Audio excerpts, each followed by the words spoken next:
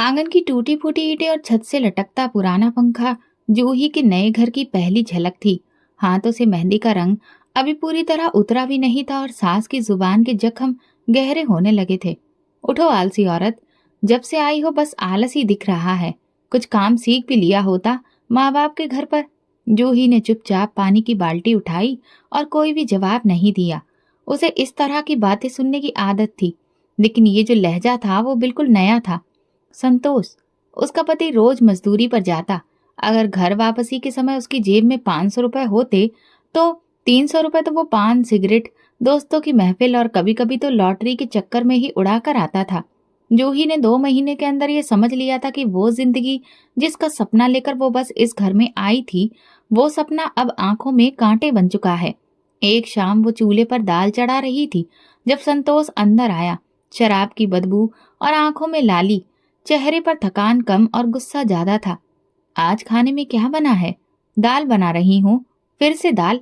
अरे कभी तो कुछ मांसाहारी टाइप का इस घर में बना दिया कर। पैसे तो आप ही कमा कर लाते हैं ना जी, मैं तो बस घर संभालती हूँ। संतोष ने थाली उठाकर दीवार पर दे मारी। दाल दीवार से फिसलकर फर्श पर गिर गई। मुझसे जवान लड़ाती है? अभी आई है और अपने आप को यहाँ की मालकिन समझ बैठी है। जूही चुप रही। उसकी आंखें भीग गईं और दिल अंदर से जैसे टूट रहा था। सांसों की गर्मी और ज्यादा तेज होती जा रही थी। सुबह का नाश्ता भी अक्सर उसे नसीब नहीं होता। एक दिन जूही की तबीयत कुछ बिगड़ गई थी। चक्कर आए और सांस फूलने लगी। मोहल्ले की औरत जो दाई का काम करती थी उसे देखकर बोली, मुबारक हो, आपकी बहू उम्मीद से है। जूही के होठों पर एक अधूरी मुस्कान आई। एक नई जान, एक नया रिश्ता। शायद अब जिंदगी में कोई नया रंग आएगा। मगर जब संतोष को ये बात पता चली तो वो अचानक भड़क उठा। अभी 2 वक्त की रोटी भी पूरी नहीं होती और ये नया बोझ। जूही खामोशी से चारपाई पर लेट गई। आंखों से आंसू बहने लगे, लेकिन होठों पर शिकायत नहीं आई। 9 महीने ऐसे गुजरे जैसे हर दिन, हर रात एक परीक्षा हो। सुबह सास की तानाकसी, दोपहर संतोष की बेरुखी और रात में अकेलापन। लेकिन जूही ने हिम्मत नहीं छोड़ी। वह अक्सर अपने भगवान से प्रार्थना करती, भगवान, इस बच्चे को मेरे लिए आशीर्वाद बनाना, मेरे जैसा नसीब इसे कभी ना देना। आखिरकार वो दिन आया जब जूही ने एक बेटी को जन्म दिया। सफेद कपड़े में लिपटी छोटी सी गुड़िया, मासूम सी आंखें और गुलाबी चेहरा। जूही ने उसे देखा और बस देखती रह गई। साधना, मेरा आसमान, मेरी जिंदगी की रोशनी। वो धीरे से बोली। किसी ने उसे बधाई नहीं दी। सास ने मुंह बनाया। लड़की हुई है, अफसोस है, अब सारी जिंदगी इसको पालो और गुजारो। संतोष भी एक नजर देखकर पलट गया, जैसे कि कुछ खास नहीं हुआ। मगर जूही के लिए साधना सब कुछ थी। वो उसे गोद में लेकर प्यार करती और देर तक देखती रहती। देखो बेटी, मैं तुम्हें सब कुछ दूंगी। वो इज्जत, वो मुकाम जो मुझे नहीं मिला, तुम्हें जरूर मिलेगा। वो रात जूही की जिंदगी की पहली रात थी जब वो रोई नहीं, बल्कि उसने राहत की सांस ली। अब जूही की दुनिया साधना थी। संतोष अब भी वैसा ही था, मगर जूही, अब वो चुपचाप सहने वाली औरत नहीं रही थी। अब हर ताने को बर्दाश्त करते हुए दिल में एक सपना संभाले थी, अपनी बेटी के अच्छे भविष्य का। संतोष की मौत अचानक हुई। सुबह रोज की तरह वो मजदूरी पर गया और शाम तक सिर्फ उसकी लाश घर पहुंची। बिजली का करंट लग गया था। शरीर काला पड़ चुका था। उसकी पहचान जेब में मौजूद एक कार्ड से हुई। पुलिस वाले लाश को घर छोड़ गए। जूही को तो समझ में ही नहीं आया कि वो रोना कहाँ से शुरू करे। 3 दिन तक मोहल्ले की औरतें साथ थीं। किसी ने चाय दी, किसी ने 2 वक्त का खाना भेज दिया, लेकिन चौथे दिन सब अपने अपने कामों में लग गए और जूही अकेली रह गई। साधना तब सिर्फ 2 साल की थी। उसे ये खबर भी नहीं थी कि अब उसका बाप कभी नहीं आएगा। वो बार बार दरवाजे की तरफ देखती और कहती, पापा को बोलो आ जाएं, मैं अपनी नई गुड़िया लेनी है। जूही उसे सीने से लगाकर खामोश हो जाती। संतोष की मौत के बाद ससुराल वालों का बर्ताव और ज्यादा बुरा हो गया था। जब संतोष की 13वीं हो गई तो सास ने साफ कह दिया, अब हम तेरे पेट और बेटी की जिम्मेदारी नहीं उठा सकते, जो करना है खुद कर। जूही ने अगली सुबह ही फैसला कर लिया। पुराने कपड़ों को गठरी में बांधकर निकल गई। सबसे पहले वो मोहल्ले की मौसी रामकली के घर सफाई का पूछने गई। फिर 2 और घरों में उसे काम मिल गया। किसी ने बर्तन धोने को कहा, किसी ने कपड़े, तो उसने हामी भर दी। रोज सुबह सूरज निकलने से पहले वो साधना को पास के मोहल्ले में विधवा मौसी के पास छोड़ती और शाम को ले आती। मौसी को रोज वो 50 रुपए देती। देखो बिटिया, ये दुनिया बिना कीमत के तो कुछ भी नहीं देती है। धीरे धीरे जूही के हाथ फटने लगे थे और पैरों में खुरदरी परतें आ गई थी। सर्दियों में उंगलियों से खून रिसने लगता, लेकिन वो काम न छोड़ती। कभी कभी मजदूर औरतों का झुंड उसे भेड़ियों जैसा लगता, मगर वो चुपचाप अपने हिस्से का काम करती। एक दिन काम से वापस आई तो साधना बुखार में तप रही थी। मौसी ने बस इतना कहा, बच्चों को बुखार तो आता जाता रहता है। जूही ने रात भर अपनी बेटी के माथे पर पानी रखा। दवा खरीदने के पैसे नहीं थे। सुबह काम पर गई और वापसी पर साधना के लिए दवा भी खरीदी और एक छोटी सी चॉकलेट भी दी। वक्त गुजरता गया। साधना ने होश संभाला तो स्कूल जाने की जिद करने लगी। जूही ने कुछ दिन सोचा, फिर मोहल्ले के सरकारी स्कूल में दाखिला कर दिया। फीस कम थी, लेकिन यूनिफॉर्म, किताबें और जूते का भी खर्च था। माँ, मेरे कपड़े साफ क्यों नहीं होते जैसे बाकी बच्चों के होते हैं? बेटा, हमारे कपड़े साफ दिल से होते हैं, बाहर के कपड़े तो धो ही जाते हैं। साधना खामोश हो जाती, लेकिन अगले दिन फिर पूछती। जूही ने एक दिन अपना दुपट्टा काटकर बेटी के लिए साफ रिबन बनाया। जूते पुराने थे, मगर पॉलिश करके नए जैसे कर दिए। स्कूल की हर मीटिंग में जूही सबसे आखिरी में जाती, क्योंकि उसे अपने कपड़ों से शर्मिंदगी होती थी। मगर साधना की मेहनत और प्रशंसा हर बार उसका सर ऊंचा कर देती थी। मैडम, आपकी बेटी तो बहुत समझदार है, एग्जाम में पूरे नंबर लेकर आती है। अपने टीचर की बातों को ध्यान से सुनना और उन्हें समझना दुनिया की सबसे बड़ी दौलत थी। मोहल्ले में कुछ लोग तारीफ करते, कुछ लोग ताना मारते। नौकरानी की बेटी क्या आसमान पर चढ़ेगी, जितना पढ़ लेगी आखिर में काम ही करेगी हमारे ही घरों में। जूही ऐसी बातों पर सिर्फ मुस्कुराती। वो जानती थी सपनों का वजन सिर्फ देखने वाला ही उठाता है। एक दिन साधना ने कहा, माँ, आप हर वक्त काम क्यों करती हैं? ताकि तुम एक दिन भी ये काम ना करो, बल्कि किसी ऑफिस में बैठी हो। साधना को अपनी माँ की बात शायद पूरी तरह से समझ नहीं आई, मगर वो अपनी कॉपी खोलकर पढ़ने लगी। जूही अब दोपहर के वक्त पर भी काम करती थी। बाजार के एक होटल में बर्तन धोने का काम पकड़ लिया था, जहां सिर्फ आदमी काम करते थे। कुछ ने आंख उठाकर देखा, कुछ ने तंज कसा, लेकिन जूही नजर झुकाकर बर्तन धोती रही। साधना की क्लास में अचानक अंग्रेजी का टीचर बदल गया। नया टीचर अंग्रेजी में ही बात करता था। बच्चे मुश्किल में पड़ गए, मगर साधना ने 3 दिन में सब कुछ सीख लिया। घर आकर माँ को शब्द दिखाए। माँ, थैंक यू शुक्रिया को कहते हैं, और सॉरी किसको कहते हैं? जब गलती हो तब। जूही ने सर हिलाया और दिल में कहा, तो मैं भी कहूँ भगवान से सॉरी कि मैं अपने बच्चे को कैसी दुनिया में लाई। वक्त का पहिया घूम रहा था।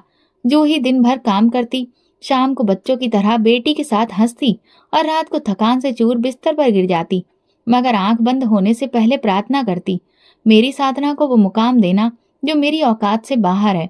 यही वो दुआ थी जो खामोशी से भगवान कबूल कर रहा था। क्योंकि कुछ दिनों के बाद किस्मत ने दरवाजा खटखटाया और फिर एक रिश्ता आया, ऐसे घर से जिसके बारे में जूही सिर्फ सपनों में ही सोच सकती थी। कॉलेज में दाखिला लेते वक्त साधना ने अपनी माँ का हाथ मजबूती से थामा था। सरकारी कॉलेज की पुरानी बिल्डिंग, दीवारों पर लगी हुई पोस्ट्स और गेट पर खड़े लड़के उसे अजीब लग रहे थे, मगर माँ की आंखों में जो रोशनी थी वो उसके कदमों में हिम्मत भर रही थी। माँ, मैं ठीक लग रही हूँ ना? जूही ने बेटी के दुपट्टे को ठीक किया। बिल्कुल सही, और सुनो, सीधी क्लास में जाना, इधर उधर मत देखना। साधना की शकल सूरत में सुंदरता थी, बात करने में नरमी और अंदाज में खुददारी। पहले ही दिन क्लास में प्रोफेसर ने जब उससे सवाल किया, वो जी जान से साफ और पूरा जवाब दिया। क्लास में कानाफूसी शुरू हुई। नई लड़की बड़ी तेज है और सुना है कि ये नौकरानी की बेटी है। साधना ने सुना मगर कुछ कहा नहीं। वो जानती थी जवाब सिर्फ रिजल्ट से देना है। उधर जूही कॉलेज की फीस और बेटी के खर्चे पूरे करने के लिए और ज्यादा मेहनत करने लगी। लोगों के पर्दे सिलने, किसी के कपड़े प्रेस करने और शाम को बेटी का इंतजार करना, यही सब किया। साधना वापस आकर रोज माँ को कॉलेज की बातें बताती। आज अंग्रेजी में एक आर्टिकल लिखा जिसमें मुझे सबसे अच्छे नंबर मिले। जूही चुपके से नोटबुक खोलती, साधना की लिखावट पर उंगली फेर कर देखती, जैसे वो अपनी मेहनत को छू रही हो। मोहल्ले में कुछ और लोग थे जो अभी भी ताना देते थे, इतना पढ़ लेगी, अपनी बेटी को अगर पढ़ाओगी तो पर फायदा क्या है, काम तो आखिर हमारे घरों में ही आकर करेगी। जूही सुन लेती लेकिन जवाब न देती। कॉलेज के दूसरे साल में एक दिन ऐसा वाकया हुआ जिसने जूही की दुनिया बदल दी। काम के दौरान एक औरत जिसका नाम सरला था, वो काफी अमीर घर से आई थी। उसने जूही को चाय दी और बातों बातों में पूछा, अब तुम्हारी बेटी क्या कर रही है? कॉलेज में है और ये उसकी अब 3rd ईयर होने वाली है। सरला के कान खड़े हो गए। अच्छा, तो कभी उसे लेकर आना, देखूं तो कैसी है। जूही हिचकते हुए एक दिन साधना को ले गई। साधना सलीके से तैयार हो गई थी, दुपट्टा सीधा, चाल में नजाकत, बातचीत में अदब। सरला ने चुपके से उसे सर से लेकर पांव तक देखा। कुछ दिन बाद सरला ने जूही को किचन में बुलाया। देखो, मैं तुमसे कुछ बात करना चाहती हूँ। मेरी बहन का बेटा है सचिन, लंदन से पढ़कर आया है, अब वापस यही बिजनेस संभाल रहा है। वो लोग रिश्ता देख रहे हैं। मैंने साधना को देखा और सच कहूँ तो दिल में ये बात बैठ गई। जूही के हाथ से चाय का कप थोड़ा लड़खड़ा गया।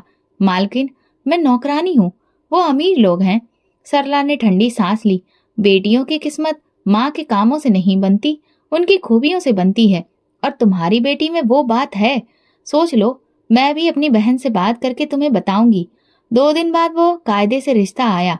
सचिन की माँ मालती एक साधारण सी औरत थी, लेकिन चेहरे से गुरूर झलकता था।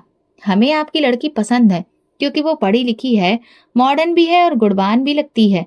हम रिश्ते को जल्दी ही तय करना चाहते हैं। जूही की आंखों में सवाल थे। मेरी हैसियत? मालती ने बात काटी। हमें सिर्फ लड़की चाहिए, माँ का क्या है। हमारे बेटे की जिंदगी का फैसला है, हम छोटी बातों में नहीं पड़ते हैं। साधना को जब बताया गया तो उसने पहले खामोशी ओढ़ ली, फिर धीरे से कहा, माँ, ये सब अचानक हो रहा है। जूही ने कहा, हाँ बेटी, पर किस्मत तो ऐसे ही दस्तक देती है, बिना जानकारी के। मंगनी की तारीख रखी गई। जूही ने बाजार से कपड़े लिए, खुद सिलकर साधना के लिए एक पोशाक बनाई। मोहल्ले में सबको बुलाया गया।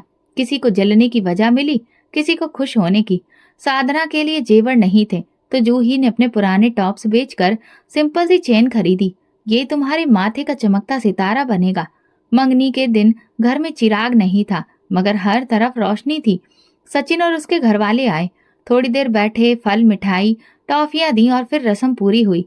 मोहल्ले की औरतों ने पीछे खड़े होकर कहा, देखा, नौकरानी की बेटी कहाँ पहुंच गई। जूही सबकी नजरें महसूस कर रही थी। वो चाहती तो कह सकती थी, ये सब भगवान का आशीर्वाद है और मेरी बेटी का अधिकार, मगर वो चुप रही। मंगनी के बाद रात को जब साधना सोने जा रही थी, जूही ने पूछा, सब कैसा लगा?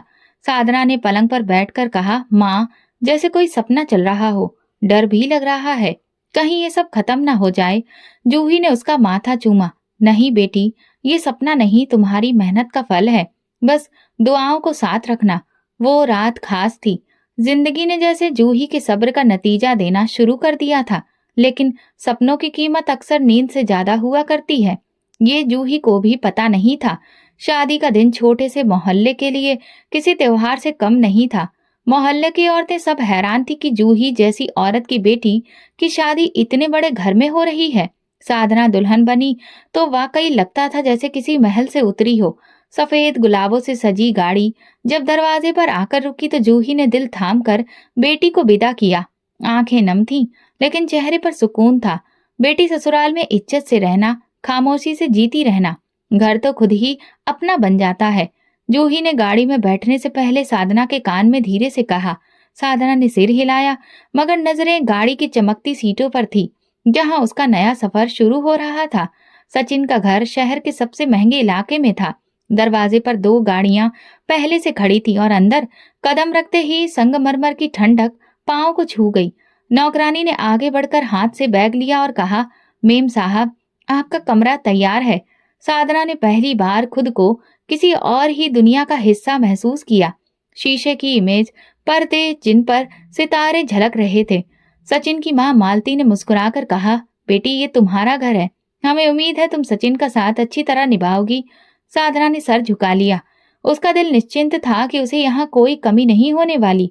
अगले कुछ दिन दावतों, मेहमानों और तस्वीरों में गुजर गए। महंगे कपड़े, जेवरात और हर वक्त ताजा फूलों की खुशबू ने उसके अंदर एक नई पहचान भर दी। दूसरी तरफ पुराने आंगन में बैठी खामोशी से बेटी की खाली चारपाई को जूही देखती रही। अगली सुबह उसने अपने हाथ से सिलाई की हुई चादर को तय किया और बाजार से 2 किलो मिठाई लाई। वो अपनी बेटी से मिलने जाना चाहती थी। पहले हफ्ते के दिन वो दिल में आशीर्वाद लेकर रिक्शे पर बैठकर सचिन के घर पहुंची। गेट पर खड़े गार्ड ने पूछा, क्या काम है? मैं अपनी बेटी से मिलने आई हूँ, साधना की माँ हूँ। गार्ड ने अंदर फोन किया, फिर इजाजत मिली। दरवाजा खुला, नौकरानी ने उसे ड्राइंग रूम में बिठाया। चमकते क्रिस्टल की मेज, बड़े सॉफ्ट सोफे और सामने रखी ट्रॉली पर सोने की चम्मच। जूही ने झिझक कर अपनी थैली से चादर और मिठाई निकाली। थोड़ी देर बाद साधना आई। जूही ने खुशी से उठकर उसे गले लगाया। माँ, आपको आने से पहले फोन करना चाहिए था। बेटी, पहली बार मिलने के लिए एक माँ बेटी से इजाजत ले। देख, तेरे लिए चादर सिली थी और ये मिठाई पिछले हफ्ते की बची थी ना। साधना ने चादर पकड़ी और खामोशी से सोफे पर रख दी। उसकी नजर दरवाजे की तरफ थी, जहां मालती खड़ी थी। माँ, ये सब ना लाया करो, यहाँ सब कुछ है। और प्लीज अगली बार थोड़ा ढंग से तैयार होकर आया करो। जूही के चेहरे पर लम्हा भर को कोई एक्सप्रेशन नहीं आया। फिर वो धीरे से बोली, ठीक है बेटी, जो तुम कहो। मालती ने चाय बनवाई, मगर जूही को पेश नहीं की। बस नौकरानी ने आकर कहा, बड़ी मैडम व्यस्त हैं, आपको साधना ने सबसे मिलने को कहा था। जूही ज्यादा देर न बैठी, वापसी पर रिक्शे में बैठी। उसकी आंखों में नमी आ गई। मोहल्ले में वापस आकर वो अपनी रोजाना की जिंदगी में फिर से घुल मिल गई। लोगों ने पूछा, कैसा लगा बेटी का ससुराल? जूही ने तुरंत जवाब दिया, बहुत खूबसूरत है। अगले दिन काम पर जाते वक्त सरला ने कहा, आपकी बेटी की तो किस्मत खुल गई, अब आपको काम की क्या जरूरत? जूही ने हल्की सी मुस्कुराहट के साथ कहा, काम तो जरूरत है मैडम, क्योंकि अब तो आदत बन चुकी है।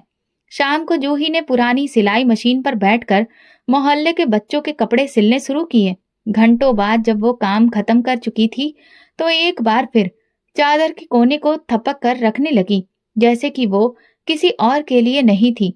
ये नहीं, जिंदगी का दरवाजा था जो खुला जरूर था, मगर एक ऐसी हवा के साथ जिसमें अपनेपन की खुशबू कम, अजनबीपन की महक ज्यादा थी। जूही चुप रही, मगर दिल में एक सवाल जरूर था, क्या बेटियां ऊंचाई पर जाकर मुड़कर नीचे नहीं देखती? जूही ने अगले 2 हफ्ते साधना को ना बुलाया और ना ही गई। आंगन में अकेली बैठी, कभी दरवाजे की तरफ देखती, कभी चाय का कप थामे सोचती, अब वो खुद आ जाए तो कैसा हो। मगर दिन गुजरते गए और फोन की घंटी तक ना बजी। आखिरकार एक दिन दिल ने हार मानी। जूही ने एक पुरानी साड़ी निकाली, उसके किनारों को प्रेस किया और बस में बैठकर साधना के घर का रुख किया। गेट पर वही गार्ड खड़ा था। अब वो उसे पहचान गया था। सब ऊपर हैं, अंदर जाकर बताता हूँ। नौकरानी ने दरवाजा खोला और उसे ड्राइंग रूम में बिठाया गया। थोड़ी देर के बाद साधना आई। जूही खड़ी हो गई। कैसी है मेरी बच्ची? ठीक हूँ माँ, आप अचानक यहाँ कैसे आ गई? बस मेरा दिल चाहा, बहुत दिन हो गए थे, सोचा तुम्हें देख लूं। आप चाय पिएंगी? हाँ, तुम्हारे हाथ की चाय तो पिए जमाना हो गया। मगर चाय नौकरानी लेकर आई। जूही ने कप थामा, मगर साधना ने उसे ड्राइंग रूम से किचन की तरफ ले जाकर बिठा दिया। यहाँ आराम से बैठो, मैं ड्राइंग रूम में मेहमान आए हुए हैं। जूही ने कुछ नहीं कहा, बस खामोशी से चाय पीने लगी। साधना के चेहरे पर अजनबीपन था, बातों में जल्दबाजी। चाय खत्म हुई तो साधना ने कहा, आपके लिए रिक्शा बुला दूं? नहीं बेटा, मैं खुद चली जाऊंगी। जूही ने दरवाजे की तरफ कदम बढ़ाए और पीछे मुड़कर भी नहीं देखा। अगले दिन वो काम पर थी जब एक पड़ोसन ने कहा, साधना बड़ी खुशनसीब निकली, मगर तुम क्यों ऐसे कपड़ों में उसके घर जाती हो? कुछ अच्छा पहन लिया करो। जूही ने हल्की सी मुस्कान से जवाब दिया, मेरे पास जो है वही पहन सकती हूँ। कुछ दिनों बाद साधना का फोन आया, माँ, अगली बार आप आए तो मतलब थोड़ा सा साफ सुथरे कपड़े पहन कर आया करें, यहाँ आसपास के लोग होते हैं और आपको देखकर। अब बस, आगे आप खुद ही समझदार हैं। जूही ने हाथ में पकड़े कपड़े तय करके रख दिए। ठीक है बेटी, जैसा तुम कहो। उसी रात उसने अपनी पुरानी साड़ी निकाली और धोकर सूखने डाल दी। उसके फटे किनारों को उसने काट कर बराबर किया।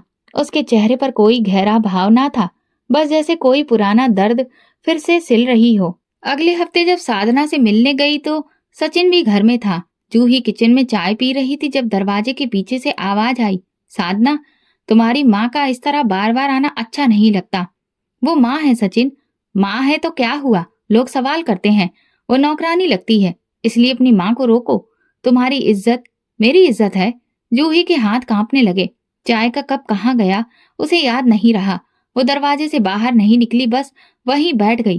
कुछ देर बाद साधना आई और कहा, माँ आप चलिए, सचिन बाहर जा रहे हैं। जूही ने नजरें झुका ली। बेटी तुम खुश हो? साधना ने कोई जवाब नहीं दिया, बस दरवाजा खोल दिया। रिक्शे में बैठकर वापसी पर जूही ने अपनी साड़ी का पल्लू देखा, जिस पर अभी पुराने धागे झांक रहे थे। उसने वही कपड़े बार बार पहने थे। शायद कुछ और था ही नहीं, या शायद वो कुछ और पहनने की इच्छा छोड़ चुकी थी। उस दिन के बाद वो कई हफ्तों तक साधना के घर नहीं गई। किसी ने पूछा, साधना की सास ने कुछ कहा है क्या? जूही ने सिर्फ इतना कहा, बेटियां जब खुश हों तो माँ का काम सिर्फ आशीर्वाद देना होता है। मोहल्ले में साधना की नई जिंदगी की बातें होने लगी। कोई बोला, बड़ी तरक्की कर ली है, अब अपनी माँ को पहचानती भी नहीं होगी। जूही सब सुनती और चुप रहती। एक दिन बाजार से लौटते हुए जूही ने खुद से सवाल किया, क्या माँ सिर्फ इतनी ही रह जाती है, परछाई का एक दरवाजा जो कभी खटखटाया जाए, कभी नजरअंदाज कर दिया जाए? उसका जवाब उसके पास नहीं था, सिर्फ खामोशी थी। और शायद ये वही सबसे मजबूत जवाब था। जूही खुद को रोज के काम में व्यस्त रखती थी, जैसे वक्त को थामने की कोशिश कर रही हो। सुबह सवेरे कपड़े सिलने बैठ जाती और शाम को कुछ वक्त मंदिर के बाहर लंगर में गुजारती। मोहल्ले की एक विधवा औरत ने कहा, जूही अब तो आराम कर लिया करो, इतनी भाग दौड़ क्यों? जूही ने धीरे से कहा, जब दिल खाली हो तो हाथों को व्यस्त रखना ही बेहतर होता है। साधना को अब हफ्ते दर हफ्ते गुजर गए थे, लेकिन वो माँ की खबर नहीं लेती। कभी कभार फोन आता, मगर बात सिर्फ औपचारिकता में होती। माँ मैं अभी आउटिंग पर आई हूँ, बाद में बात करती हूँ। या माँ आजकल दिल में शॉपिंग पर निकल रही हूँ, वक्त नहीं मिलता। जूही सिर्फ इतना कहती, अच्छा बेटी खुश रहो। एक दिन मोहल्ले के बच्चे जूही के घर पर खेल रहे थे, तो एक बच्ची ने पूछा, मौसी आपकी बेटी कहाँ रहती है? जूही ने मुस्कुराकर जवाब दिया, बहुत दूर। बच्चियां खेलने में व्यस्त हो गईं। जूही की नजरें उनके चेहरों पर जमी रहीं। हर चेहरे में उसे कभी साधना की मासूमियत, कभी बचपन की मुस्कान नजर आती।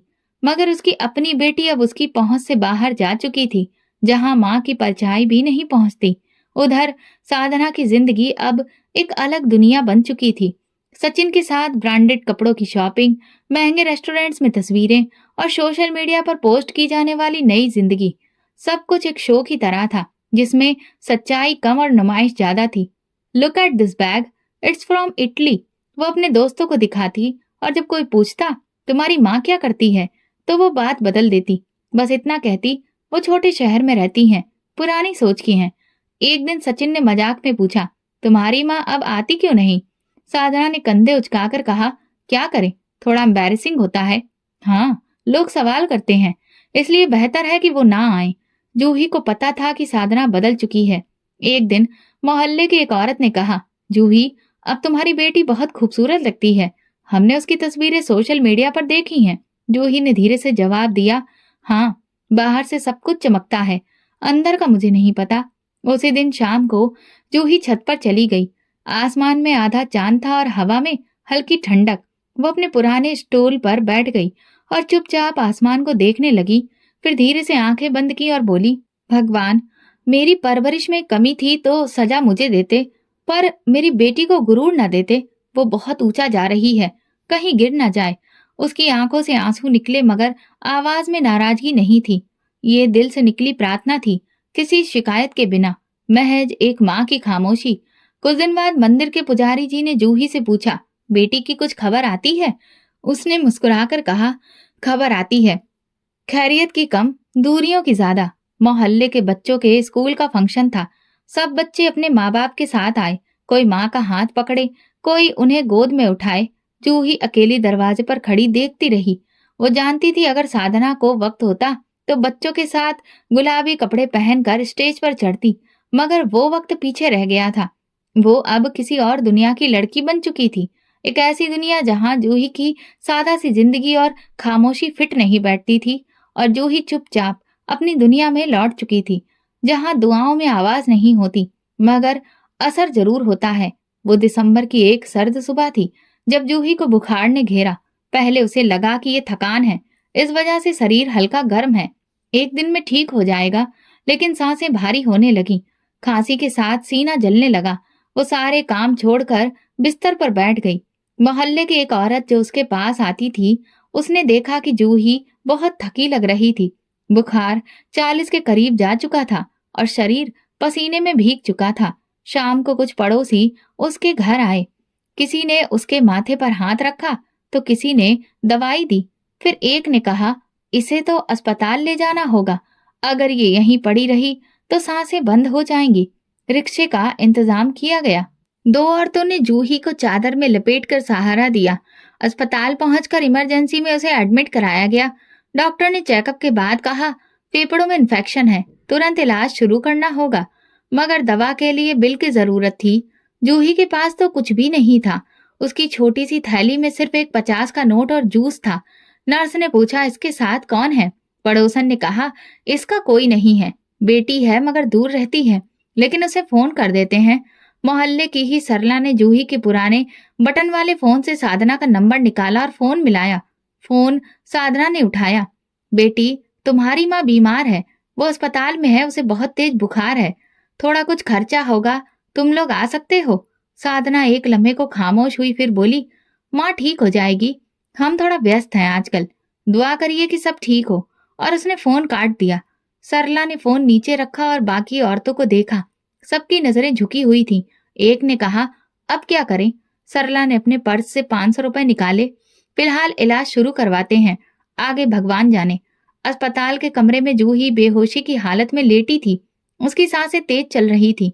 कुछ देर बाद जब दवा लगी तो जूही ने धीरे से आंखें खोली। धुंधली रोशनी, सफेद छत और कमरे में अजीब सी खामोशी थी। गारंटी नहीं, कोई चेहरा पहचान में नहीं आया। फिर उसने अपने हाथों को देखा, वही हाथ जिन्होंने बेटी को उंगली पकड़कर चलना सिखाया था, अब कमजोरी से कांप रहे थे। हाथों पर अजीब से निशान थे। हे भगवान, ये वही हाथ है ना जिनसे मैंने अपने बच्चों को रोते वक्त गोद में लिया था? किसी ने जवाब नहीं दिया। नर्स अंदर आई, दवा की शीशी बदली और चली गई। रात हुई तो कमरे की बत्ती धीमी कर दी गई। बाहर से गुजरने वाले कदमों की आवाज आती रही, लेकिन जूही के पास कोई नहीं आया। पड़ोसियों ने अगले दिन दोबारा फोन करने के बारे में सोचा, मगर सरला ने मना कर दिया। जिसके दिल में प्यार ना हो, उससे उम्मीद क्या रखना?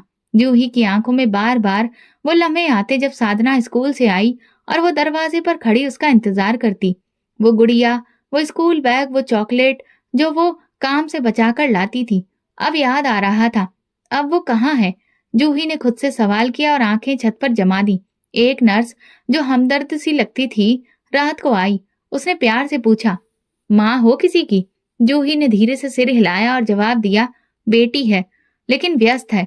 नर्स ने चुपचाप कंबल ठीक किया और कहा, व्यस्तता अक्सर रिश्तों से बड़ी हो जाती है आजकल। सुबह अस्पताल के कर्मचारियों ने दवाएं बदली, रिपोर्ट बनाई और जूही की हालत कुछ अच्छी होने लगी। लेकिन उसका दिल वो भी बीमार था। खामोशी का वो मरीज जिसका कोई हाल पूछने ना आए तो वो अपनी बीमारी से जल्दी से ठीक नहीं होता। जूही की तबीयत थोड़ी ठीक हो गई थी, लेकिन वो खामोश हो चुकी थी। वक्त गुजरा, जूही अकेले ही खुद को देख रही थी। उसके हाथ कमजोर थे, लेकिन वो प्रार्थना के लिए उठे। अस्पताल से वापसी पर जूही ने घर में कदम रखा तो सब कुछ वैसा ही था, खामोश, साधारण और तन्हा। बिस्तर पर वही पुरानी चादर, किचन में वही बर्तन और आंगन में वही फीकी रोशनी। लेकिन अब कुछ बदल चुका था। जूही की आंखों में वो उम्मीद बाकी नहीं थी जो बेटी को दरवाजे पर नजर ढूंढा करती थी। एक दिन वो मंदिर के बाहर जा बैठी, कुछ देर चुप रही, फिर मंदिर के अंदर गई। वो पहले भी कई बार वहां से गुजरी थी, लेकिन कभी अंदर नहीं गई थी। उस दिन दिल ने कहा, इंसानों के दरवाजे पर जा जाकर थक गई हूँ, अब भगवान के दरवाजे पर बैठी हूँ। मंदिर के अंदर कुछ लोग भिखारियों को लंगर बांट रहे थे। किसी के हाथ में चावल, किसी के पास सब्जी, कोई पानी दे रहा था। जूही चुपचाप उनके साथ देने लगी। उसके हाथों में वही कमजोरी थी, लेकिन चेहरे पर सुकून था। पास बैठी एक भिखारिन ने पूछा, दीदी पहली बार आई हो? जूही ने धीरे से कहा, हाँ, अब सोच रही हूँ कि बस भगवान के नाम पर जीना है। वो भिखारिन मुस्कुरा दी, ठीक कहा, इंसानों से उम्मीद टूटती है लेकिन भगवान से नहीं। अगले कई दिन जूही मंदिर जाती रही। कोई उसे दीदी कहता, कोई माँ जी कहता। कुछ दिन बाद लोग उससे राय लेने लगे, जैसे उसकी खामोशी में कोई दुआ छुपी हो। एक दिन मंदिर में लंगर बांटते हुए जूही की नजर एक औरत पर पड़ी। वो सबसे आखिरी कोने पर बैठी थी, चादर में लिपटी हुई, चेहरा पूरी तरह से ढका था, सिर्फ हाथ दिख रहे थे जो जले हुए लगते थे, और वो अजीब सी झिझक रही थी। जब उसकी बारी आई तो जूही ने चावल बढ़ाते हुए कहा, बेटी ये लो। औरत ने सिर झुकाकर हाथ आगे बढ़ाया, चावल ली और बिना कुछ कहे पलट गई। जूही ने पीछे से देखा, वो भिखारिन बाकी सबसे अलग थी, न मांगती थी न नजर उठाती थी, बस चुपचाप आती, रोटी लेती और गायब हो जाती। अगले दिन जूही जल्दी पहुंची और लंगर में सबसे पहले उस औरत के लिए अलग से थोड़ा मीठा रखा। जब भिखारिन आई तो जूही ने चावलों के साथ एक छोटा सा मीठा लड्डू भी रख दिया और कहा, ये खास तुम्हारे लिए रखा था। औरत ने पलट कर नहीं देखा, मगर हाथ कांपे और फिर जैसे आंखों से आंसू टपकने ही वाले हों, उसने चादर के अंदर चेहरा नीचे कर लिया। जूही ने एक लम्हे को रुककर खुद से कहा, ना जाने क्यों उसे देखकर दिल बेचैन सा हो जाता है, जैसे कि कोई अपना हो जो बहुत दूर हो गया हो। उस दिन के बाद वो भिखारिन रोज आने लगी और जूही रोज उसके लिए कुछ अलग रखती। कभी जो भी बना हो थोड़ा ज्यादा, तो कभी मीठा, कभी बस आशीर्वाद। लेकिन वो औरत कभी बोलती नहीं थी, सिर्फ नजरें झुकाकर सब ले जाती। एक दिन जब सब लंगर बांट चुके थे और भिखारी चले गए तो जूही कुछ देर वहीं बैठी रही। उसके पास बैठे एक भिखारी ने कहा, वो जो नकाब वाली है ना, वो नई है, पिछले कुछ हफ्तों से आ रही है, बोलती नहीं पर रोज आती है। जूही ने पूछा, कभी बताया उसने कि कहाँ से आई है? भिखारी ने सिर हिलाया, नहीं कुछ नहीं बताया, बस आती है, रोटी लेती और गायब हो जाती है। जूही उस रात देर तक जागी, बार बार वही भिखारिन उसके मन में आती रही, उसके झुके कंधे, पर्दे में छुपा चेहरा। उसे लगा जैसे वो आंखें वो पहले भी देख चुकी है, कहीं किसी और जिंदगी में। अगले दिन वो मंदिर पहुंची तो वो भिखारिन पहले से बैठी थी। जूही ने चुपचाप उसके पास जाकर बैठने की कोशिश की, मगर वो औरत थोड़ा दूरी पर हो गई। जूही ने मुस्कुराकर कहा, मैं तुम्हें कुछ कहना चाहती हूँ, अगर तुम सुनना चाहो। औरत ने कोई जवाब नहीं दिया, बस सिर झुकाए रही। जूही ने बस इतना कहा, अगर कभी दिल करे तो आकर बैठ जाना मेरे पास, खामोशी भी बहुत कुछ कह जाती है, तुम बस सुन लेना उसे। भिखारिन ने धीरे से चावल का डिब्बा उठाया और खामोशी से मंदिर के दरवाजे से बाहर निकल गई। वो कभी जूही से आंखें नहीं मिलाती थी, हमेशा सिर नीचा रखती थी। जूही ने नजरें नीचे करके कहा, ये खामोशी कुछ कहती है पर समझ नहीं आती। दिल के किसी कोने में हलचल थी, जैसे कोई पहचान सदियों बाद सामने आ रही हो। वो नहीं जानती थी कि आने वाले दिनों में ये खामोशी एक ऐसा तूफान बन जाएगी जो सब कुछ बदल देगी। मंदिर में रोजाना की तरह चावल बनते जा रहे थे। जूही हमेशा की तरह सबसे आखिर में बैठी रहती ताकि उसे भिखारिन के आने पर नजर रख सके। वो चादर में लिपटी खामोश औरत हर दिन एक ही अंदाज में आती, झुकी हुई गर्दन, खामोश कदम, कांपते हाथ। उस दिन जूही ने जब चावल परोसे तो भिखारिन की आंखें एक लम्हे को उठी। पर्दे के पीछे से वो नजर मिली और जूही चौंक गई। वो आंखें कहीं देखी हुई थी, किसी बहुत पुराने पल में। जूही ने दिल में सोचा, मैंने ये आंखें कहाँ देखी हैं। इसके बाद वो सारा दिन बेचैन रही। उसने रात का खाना भी नहीं खाया और कुछ पुराने एल्बम निकाले, साधना के बचपन की तस्वीरें, कॉलेज की, मंगनी के दिन की। जूही बार बार उन तस्वीरों को देखती रही, वही आंखें, वही गर्व, वही उदासी। अगले दिन उसने फैसला किया कि वो अपनी बेटी से मिलने जाएगी। सालों गुजर चुके थे, उसकी कोई खबर नहीं थी। वो खुद चली गई उस इलाके में जहां साधना का ससुराल था। गेट वही था, पुरानी रौनक की जगह धूल थी और लॉन में कोई फूल नहीं था। दरवाजा खटखटाया तो एक अजनबी नौकर बाहर आया। जूही ने पूछा, ये सचिन साहब का घर है ना? नौकर ने सिर हिलाया, पहले था, अब तो 2 साल हो गए। बोलो, वो लोग यहाँ से जा चुके हैं, कहते हैं देश से बाहर शिफ्ट हो गए हैं। जूही ने सुना तो जैसे जमीन हिल गई। बेटी भी चली गई। नौकर ने कंधे उचकाते हुए कहा, सभी चले गए, अब यहाँ कोई नहीं रहता। जूही वापस लौटी तो उसके कदम भारी हो चुके थे। दिल के अंदर कोई दरवाजा खुल रहा था और उसके पीछे एक मनहूस सन्नाटा फैला था। तीसरे दिन धूप तेज थी, लेकिन हवा भी तेज थी और धूल उड़ रही थी। जूही आज जल्दी आई थी, शायद बेचैनी कुछ ज्यादा थी। भिखारिन आई तो तेज हवा ने उसकी चादर एक लम्हे को उड़ा दी। जूही ने फौरन देखा और दंग रह गई। उस चादर के एक कोने पर पुरानी कढ़ाई दिखी जो उसने खुद साधना के दहेज के लिए बनाई थी। सुर्ख और सुनहरे धागे से कड़ा हुआ वही गुलाब जिसकी पत्तियों के बीच उसने साधना का पहला नाम छाप कर काढ़ा था। जूही के हाथ से चावल की थाली नीचे गिर गई। भिखारिन ने अपना पर्दा ठीक किया और पीछे हटने लगी। जूही ने धीरे धीरे कदमों से उसके पास जाकर कहा, बेटी तुम कौन हो? बेकारिन ने कोई जवाब नहीं दिया, बस खड़ी रही, जैसे जमीन से जुड़ी और जुबान बंद हो। उसने दोबारा पूछा, मेरा नाम जूही है, तुम मुझे पहचानती हो ना? बेकारिन ने सिर्फ आंखें बंद की और एक आंसू टपका। वो आंसू चेहरे के जले हुए हिस्से पर बहा और जूही की खामोशी चीख में बदल गई। अंदर वो कुछ बोलना चाहती थी, लेकिन शब्द गले में अटक गए। कदम पीछे हटे और वो देर तक बस भिकारिन को देखती रही, जो अब धीरे धीरे दरवाजे की तरफ बढ़ रही थी। अगले दिन जूही दोबारा मंदिर गई, लेकिन भिकारिन नहीं आई। वो सारा दिन बैठी रही, चावल बनते रहे, नजर दौड़ती रही, लेकिन वो चादर, वो पर्दा, वो झुकी गर्दन कहीं नजर नहीं आए। रात को जूही छत पर बैठी, उसने आसमान को देखा और दिल में सोचा, भगवान, अगर वो मेरी साधना है तो मुझे हिम्मत देना सच्चाई सुनने की, और अगर नहीं है तो मुझे वो सुकून दे जो मैं बरसों से ढूंढ रही हूँ। दिल के अंदर कोई दरवाजा बंद नहीं था, सिर्फ खामोशी थी, एक ऐसी खामोशी जिसका चेहरा अब जाना पहचाना लगता था। और अगली सुबह वो फैसला कर चुकी थी, अब सवाल नहीं करेगी, सिर्फ उसके पास जाएगी, क्योंकि माँ की फितरत सवाल नहीं, बस पहचान होती है। और जूही पहचान चुकी थी। मंदिर में वही सन्नाटा था जो पिछले कुछ दिनों से जूही की आदत में आ गया था। लंगर खत्म होने के पास था। उसने आज कोई काम नहीं किया, सिर्फ भिकारिन के इंतजार में बैठी रही। उसने सोच रखा था, आज सवाल नहीं होगा, सिर्फ सच जाना जाएगा।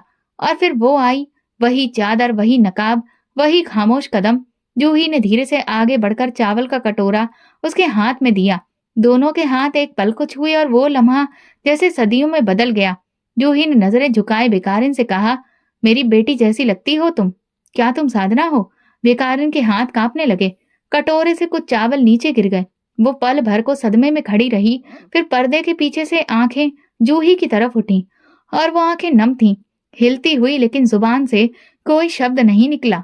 फिर बहुत धीरे से उसने नरमी से सिर हिला दिया। जूही की सांस जैसे रुक गई। तो तुम ही हो मेरी साधना। अब कोई इनकार नहीं था। साधना ने धीरे से पर्दा थोड़ा सा हटाया। चेहरे पर जले निशान थे, आंखों के नीचे हल्के गहरे घेरे थे, होंठ सूखे और सफेद। लेकिन जूही को वही बेटी नजर आई जो बरसों पहले दुपट्टे में लिपटी उसके गले लगकर स्कूल की पहली रिपोर्ट कार्ड लाई थी। जूही ने कदम आगे बढ़ाया। क्यों बेटी, क्या हुआ तुम्हें? साधना की आवाज टूटी हुई निकली। माँ, सचिन ने मुझे तलाक दे दिया। एक दिन कहा, तुम मेरे स्टैंडर्ड की नहीं हो। बाहर की दुनिया दिखाकर अंदर की दुनिया उजाड़ दी। जूही खामोश खड़ी रही, आंखों में हैरत, दिल में जख्म। साधना ने जमीन पर बैठते हुए कहा, ससुराल वालों ने दरवाजा बंद कर दिया। मैं रो रो कर मिन्नतें करती रही, लेकिन उन्होंने कहा, अब तुम हमारे बेटी की इज्जत के काबिल नहीं। दोस्तों को फोन किया, सबने ब्लॉक कर दिया। कोई वापस देखने तक नहीं आया। जिनको मैं समझती थी कि मेरे साथ हैं, वे सब लोग तमाशा ही निकले। जूही खामोश सुनती रही। चेहरे पर सन्नाटा था, लेकिन आंखों में नमी आने लगी। साधना ने सिसकते हुए कहा, मैंने आपको नजरअंदाज किया, आपको शर्मिंदा किया। मुझे लगा मैं बहुत ऊंची जगह पर हूँ, लेकिन वक्त ने मुझे वहीं पर लाकर खड़ा किया जहां कभी आपको देखा था। जूही अभी कुछ नहीं बोली। साधना ने अपनी फटी हुई चादर को संभाला और कहा, माँ, आपने कहा था घमंड मत करना, मैंने किया। आपने कहा था माँ का आशीर्वाद ही असली दौलत है, मैंने उस आशीर्वाद को छोड़ दिया। जूही की कमर झुक गई। वो आगे बढ़ी और अपनी बेटी के चेहरे को हाथ से छुआ। ये निशान कैसे आया? मैं काम ढूंढने की कोशिश कर रही थी, किचन में काम मिला, वहां पर सिलेंडर फट गया, कोई भी लेने नहीं आया, अस्पताल से भी निकाल दिया गया। जूही ने अपने माथे को उसके माथे से लगा दिया। दोनों की आंखों से आंसू बहने लगे। कुछ पल की खामोशी के बाद जूही की आवाज सुनाई दी, भगवान ने तुम्हें आज वही मुकाम दिखाया जहां तुमने मुझे खड़ा किया था साधना। साधना ने कांपते होठों से कहा, माँ, मुझे माफ कर दो, मैं बहुत थक गई हूँ। जूही ने उसे अपने सीने से लगा लिया। बेटी, जब बच्चा राह भटक जाए तो माँ दरवाजा बंद नहीं करती। मंदिर में बैठे दूसरे लोग चुपचाप ये नजारा देख रहे थे।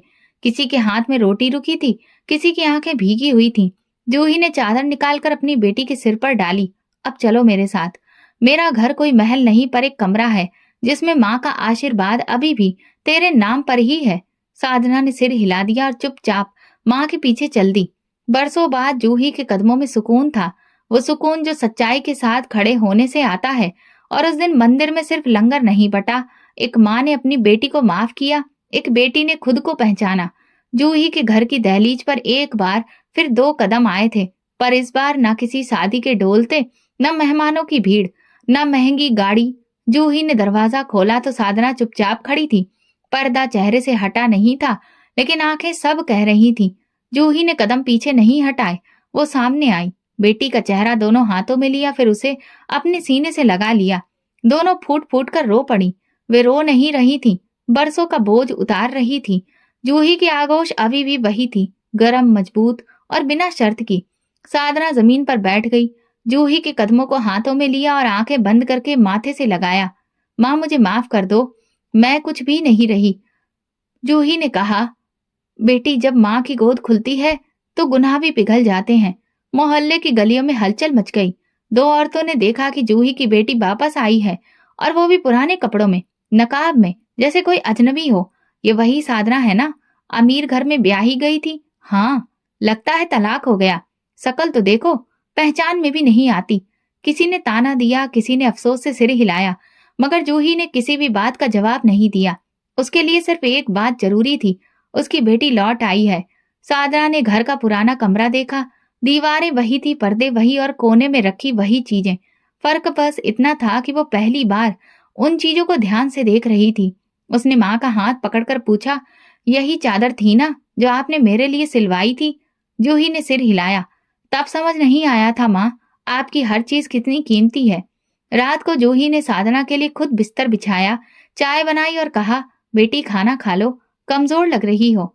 साधना ने सिर्फ पानी पिया और कहा, माँ, मैं अब कुछ दिन सिर्फ सुकून चाहती हूँ। खामोशी का वक्त, रात गए जब सारा मोहल्ला सो चुका था। साधना भगवान से प्रार्थना करने लगी, आंखों से आंसू बहने लगे।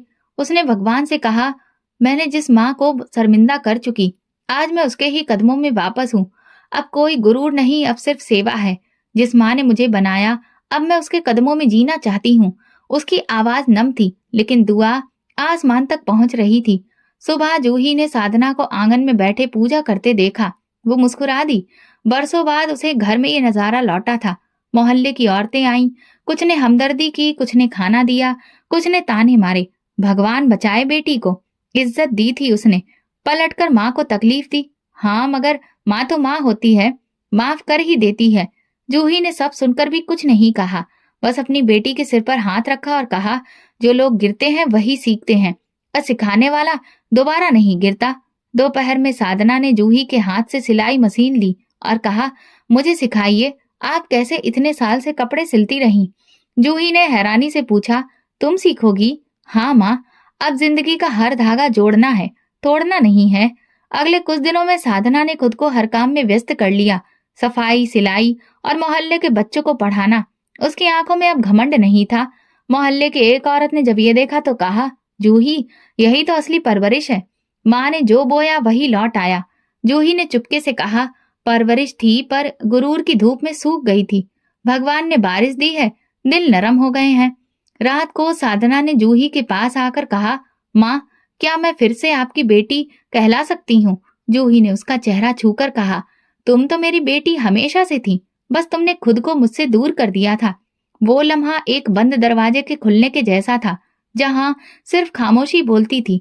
अब वहाँ माफी और ममता की रोशनी फैलने लगी। ये रिश्ता बहुत बड़ा है, जिस वक्त तकलीफ या दुनिया का कोई दरवाजा खत्म नहीं कर सकता, क्योंकि रिश्ता सिर्फ खून का नहीं, कुर्बानी, माफी और दुआ का होता है। साधना ने अपना रास्ता चुन लिया, सेवा, सादगी और सच्चाई का रास्ता। गुजरे वक्त की गलतियों को धोने के लिए अब वो हर पल किसी न किसी भले काम में व्यस्त रहती। जूही के छोटे से घर में अब अक्सर बाहर से औरतें आती जाती, कोई बच्चे को साथ लाती तो कोई सिलाई सिखाने के लिए आती। माँ, मैं तो चाहती हूँ कि ये छोटा सा घर एक स्कूल बन जाए, एक छोटा सा चिराग बन जाए।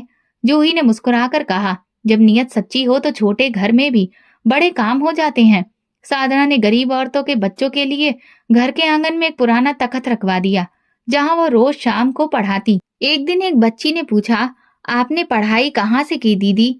साधना ने कुछ देर सोचकर कहा, एक माँ के आंचल तले, जिसने सब कुछ दिया और बदले में कुछ ना मांगा। जूही रोज उसके साथ बैठती, कभी बच्चों को संभालती, कभी धागा चलाती, कभी चाय बनाती। अब घर की दीवारें वही थी मगर अंदर का माहौल प्यार और दुआओं से भरा था। एक दिन साधना ने जूही से कहा, माँ, अब मैं दोबारा मंदिर जाना चाहती हूँ। इस बार शर्मिंदा होकर नहीं बल्कि सिर उठाकर। जूही ने जवाब दिया, पहले भी सिर झुकाने का मकसद गुरूर नहीं था। वही झुका हुआ सिर अब इज्जत का निशान बनेगा। दोनों माँ बेटी मंदिर पहुंची, वही जगह जहाँ कभी साधना चादर में लिपटी चुपचाप आई थी। अब वो सबसे पहली कतार में बैठी थी और फिर लंगर बांटना शुरू किया। वो एक हाथ में चावल रखते वक्त हर चेहरे को ध्यान से देखती और खामोशी से दिल में प्रार्थना करती, भगवान, इनके चेहरे पर कभी गुरूर ना आने देना। कुछ पुराने भिखारियों ने पहचान लिया मगर किसी ने कुछ ना कहा, बस हाथ जोड़कर दुआ दी। दीदी, आज आपके चेहरे पर चमक है, वो चमक जो भगवान के आगे झुकने से आती है। जूही थोड़ा दूर बैठी देख रही थी। उसकी आंखों में सुकून था, चेहरे पर शुक्र और दिल में इत्मीनान। जब लंगर खत्म हुआ, सब लोग जा चुके थे, तो जूही ने भगवान से कहा, आपने मेरी बेटी को मुझसे छीनकर वापस मेरी गोद में डाल दिया। सिर्फ माँ की गोद ही वो जगह है जहाँ इंसान सच्ची माफी मांगता है। साधना ने पीछे से आकर अपनी माँ का हाथ थाम लिया। माँ, मैं अब कभी दूर नहीं जाऊंगी। इस कहानी से हम ये सबक लेते हैं कि माँ की दुआ कभी बेकार नहीं जाती और गुरूर जितना भी ऊंचा जाए, अंजाम उतना ही नीचा होता है। असली इज्जत दुनिया की नहीं, माँ के कदमों की होती है। तो दोस्तों, अगर आपको हमारी कहानी पसंद आई हो तो कमेंट करके जरूर बताएं। वीडियो को लाइक करें और ज्यादा से ज्यादा शेयर करें। अगर आप चैनल पर नए हैं तो सब्सक्राइब जरूर करें और नोटिफिकेशन बेल दबाएं ताकि अगली अपडेट सबसे पहले आपको मिले। धन्यवाद।